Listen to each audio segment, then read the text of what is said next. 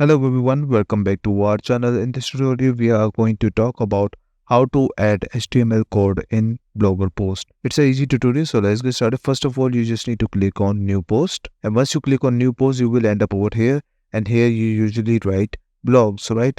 But if you want to write blogs as add HTML code, what you can do is just click on top left corner here on pencil icon, and you will see HTML view.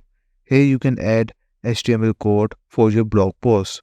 So for this tutorial, I just copied something from ChatGPT. So let's see if it works here or not. So this is the code which I'm going to see.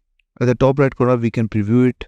So let's see how it works. And let's say you can see that we have our HTML code over here. Here you can see we can look at hello world. This is a simple HTML page and this is what we were looking for. But if you want to add in a different way, what you can do, just go back, click on themes, and here beside customize, click on this, and here we have edit HTML. You can even edit HTML on your website and you can access every single thing. But obviously it's very hard to find specific things on your website. So what you can do, just click on these boxes, jump to widget, and you can see we can jump to header 1, blog search 1, page list 1.